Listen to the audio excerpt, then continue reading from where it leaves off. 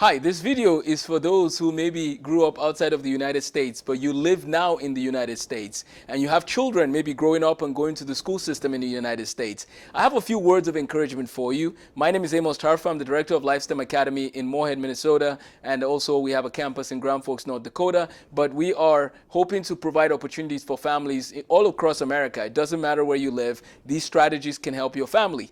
I grew up in Nigeria, and my story is strange because you hardly find a Nigerian who ended up teaching in America and getting experience in private school and also tutoring kids in public school. So I've been blessed with opportunities to work with students from a lot of different schools around Minnesota and Wisconsin.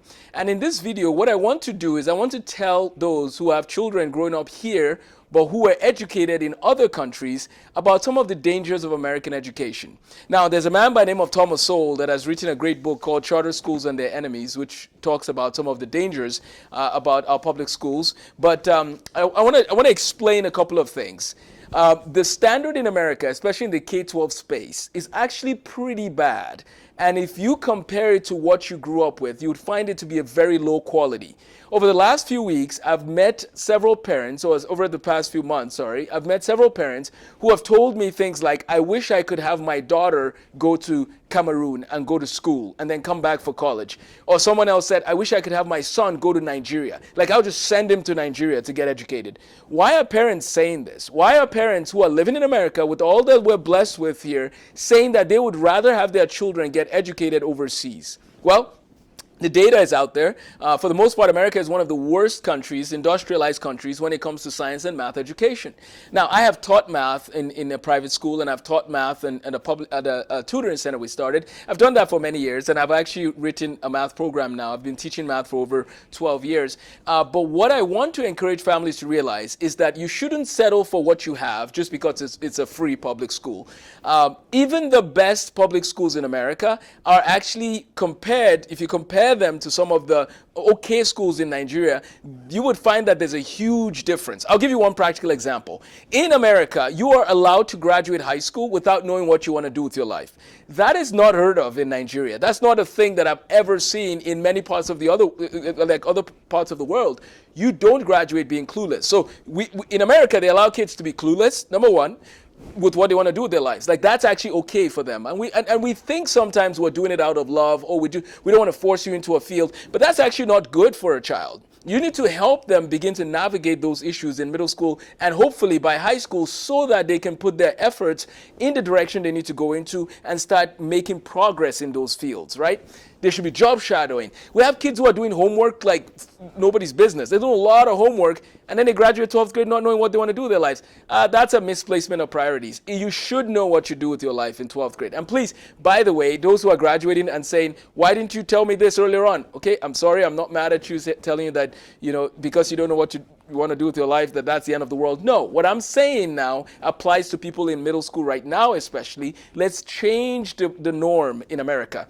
Get kids to figure out what they want to do with their lives earlier. That's number one. Number two, every student should have a notebook or some way to keep track of the lessons they're learning in whatever courses they take. In Nigeria, you don't have a choice not to take notes or not to have notebooks for each subject. That skill is very important. Study skills are lacking in America. Students don't have study skills. They don't need to have study skills for the most part. Their teachers allow them to just keep going along if they don't need to have a notebook. That needs to change, though, especially those who grew up in other countries and saw it different. Those things you learned are just as important. So don't feel like, well, we did it that way, but maybe it's not the right way. No, it is a good way. It is the right way to have a plan for study skills. We were not given the choice not to have notebooks or bad study skills. We were encouraged to have, well, actually, we're not encouraged to have notebooks. You had to have notebooks in Nigeria for every subject. And those notes, you wrote the date, you wrote down what you learned, and then when it's time for a test, you go back and you review.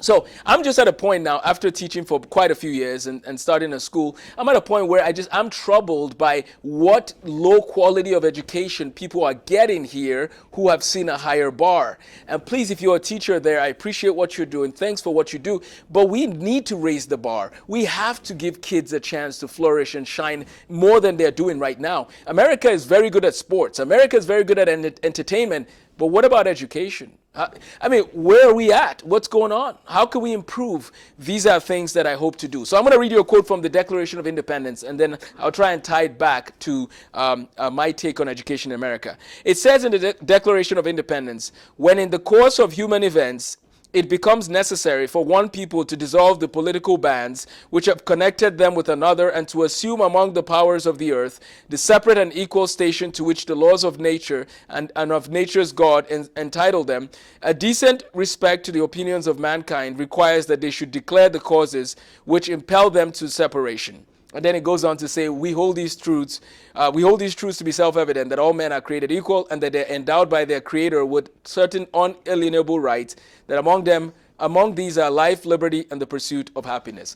The Declaration of Independence is just it's a very, very powerful, interesting document. They go on to list the crimes that the king committed against them, and then they say that they're declaring independence. I think that, and again, this document stands on its own, but I just want to use it as an analogy.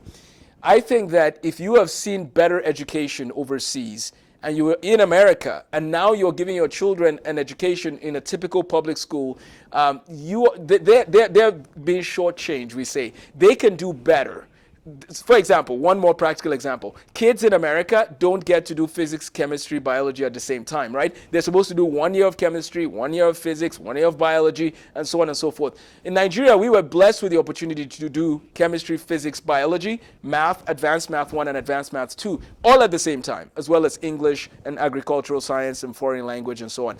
But here's the thing though, how many children are getting the rigor, especially when they know what they want to do with their lives? You know what you want to be a doctor. So why aren't you doing chemistry, physics, biology at the same time? Why aren't you building that solid base in science? Why are you going with the road that everybody's going on? Why don't you go with do the hard work? Go on the road that is less traveled. Do extra work. I see so many kids who just want to have fun. They don't want to do the extra work, right? Is this hard? Well, I don't want to do it. We need to encourage children who are growing up in America to realize that some of us, at least I can speak for myself, we grew up fetching water, climbing upstairs. I grew up without constant electricity and a lot of difficult situations that are normal for many people living in many parts of the world today. But my children are not growing up with some of those things. So the danger is they might not learn how to work as hard, because they're not forced to work as hard. But by God's grace, mine will, and I hope yours will as well. So this video again is just, when you find something, when you find a problem, right? The reason why I know about this problem, actually, I forgot to say, is because when I graduated, I came for pre-med chemistry, so I was going to be a pediatrician. But when I graduated, I was given an opportunity to teach math and science at a private school in Duluth, Minnesota. So I did that, and during those moments of teaching, I got to really begin to see how the American curriculum was laid out. Again, you don't generally see this with immigrant families or people that come from Nigeria. When they come here, generally they become engineers, get a PhD in different fields, become doctors. But I became a teacher in America, and I got to see the weakness in the American system. And that's what I'm trying to share with you, so that you don't give your child that mediocre education. Because American K-12 education is mediocre. Even the first 2 years of college, some of that is mediocre. So let's help our children to have a high level of education. Let's help our children to flourish by looking back at the solid education we might have encountered in Nigeria or in India or in Germany, whatever your heritage is. Unfortunately, America is really not raising that bar. We're allowing emotions sometimes. We're allowing what feels good or what does Johnny want to do, rather than helping Johnny to dream bigger and lifting him up to have higher educational goals. Higher goals than just being a basketball player or tennis player. Higher goals than just being an influencer. Higher goals than what society might say they're capable of. But goals where they are using their skills and tools ultimately for the glory of God. So there's several reasons why I believe you should really reconsider having your kids in public school and instead finding an education path that would help them to flourish. Those reasons, again, can be recapped. We have very bad study skills that are established in American schools. Kids are not required to have notebooks, which is not a good thing, all right? This is in general. I'm sure there's schools that require it. But kids need to have good note-taking skills. Kids need to be okay with doing multiple sciences if they're connected, especially chemistry and physics. Why don't you learn those together, right? Number three, kids are not required to know what they want to be when they grow up. That's not a good thing. That's actually a very bad thing. Kids need direction, they need vision, and then they can apply themselves to excellence. And then ultimately, kids need to learn respect, they need to learn character, they need to learn about faith in school, which is something that is removed from school. And that's not a good thing, because ultimately, science makes sense, right? I'm going to just end with this. Science makes sense when you realize that it comes from like the faith background explains how things came to be, and then we can discuss the beauty and the intricacies and complexities of design in nature. But imagine if you can't even talk about science and philosophy together. Like, that's something we should be able to do. And American schools do not always allow that. They talk about things like separation of church and state. So be careful and make sure you're aware of what your children are learning. I really believe that your children will do much better if you make an intentional plan for them. I have two last books before I let you run. This is called Up From Slavery, which is by Booker T. Washington. It's a great book that shows how people used to value education in the South, especially when after the Civil War, education was valued, and I just feel like it's not valued today.